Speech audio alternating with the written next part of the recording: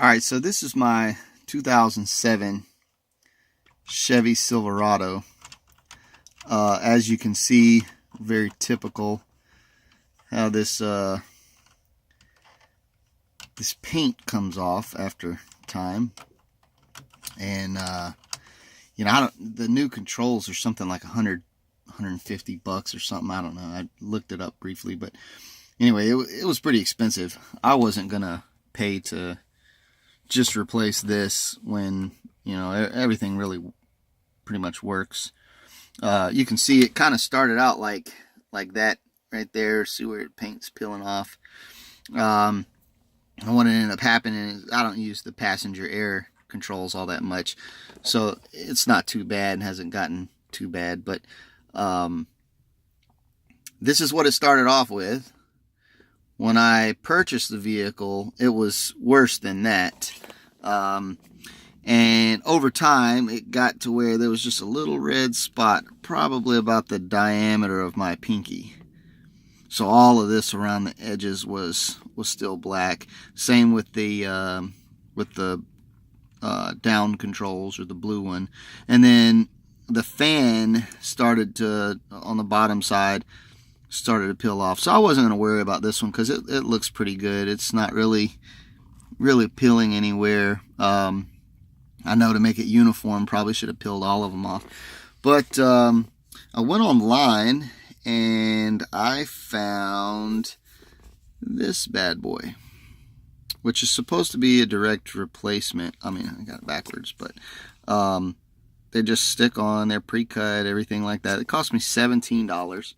So what I did is I purchased these, and as you can tell, I took an X-Acto blade, because one of the reviews was the controls, if you only did one or two of them, the controls wouldn't be as bright. So, I mean, obviously you can see my butcher job with the X-Acto blade, but I cut them out, and I'm not even going to use these over here, so I'll save them for if the other side ever goes bad.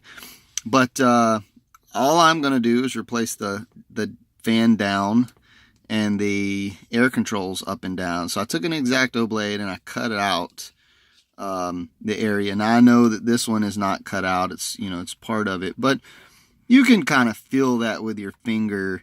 You can kind of feel it's not like a completely flush surface. So I don't know that this is going to bother me all that much. It's not that thick. Where I cut it out, I just rubbing my finger across it, it doesn't feel any different from that. Maybe slightly thicker on the sticker. But what we're going to do is, and I'm not going to be able to record this at the same time, but what I'm going to do is I'm going to peel this off. I'm going to put it on here. I took the back side of my X-Acto blade and tried to clean as much of that off as possible. I've seen some other videos where the stickers don't go all the way to the edge, so we'll see how that goes. And then the other one is they had, like mine, just worn out in the middle, and they put the sticker on it, and you could see the underlaying where the paint was still there, and I didn't want that to look like that. So I scraped mine all off and see how it goes. Alright, so I'm going to stop the video real quick. I'll pick back up once I get them on. I'll do them one at a time, just show you how each of them looks. So I'm just going to peel it off and stick it on there and give you another look at it. Be right back. Alright, so as you can see, I mean, it took me like just a couple of seconds to put it on. And as you can see, I tried to line it up as best I could. Be careful if you get it started and you try to pull it back off.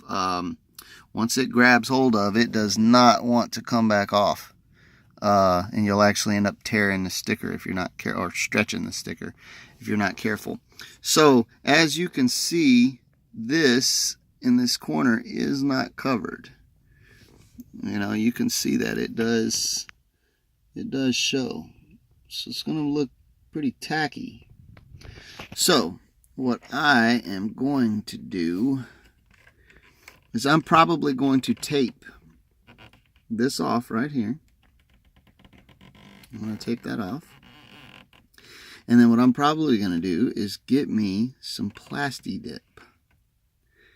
And I will lightly, I'll probably tape this off right here to leave just that corner, and I'll just lightly spray it, use my X-Acto blade to clean that back up, and I might be able to hide that line right there. That might be doing a little too much, you know. This may just be what it is, and it is what it is. Whatever. But we'll see how much my OCD bothers me about it. But there's your air up controls. I mean, from back here, it doesn't look too bad. So let's get these other ones on, and I'll show you what they look like. All right, so I've gotten them all on. You know, as good as they're gonna get. Obviously, they're not perfect. I peeled them off a couple times, moving this one up and moving it down, and you know, obviously you would want the excess to probably be more towards the bottom because you wouldn't see that anyway. But as you can see, it still goes along the top there. So I guess I would. This is what I would say if I could do it over again. The original, I would try to follow me a line all the way around and leave that much on, which I told myself I was going to do that when I started, and then I got just carried away with wanting to really clean everything up. But I would leave just the edges on all the way around.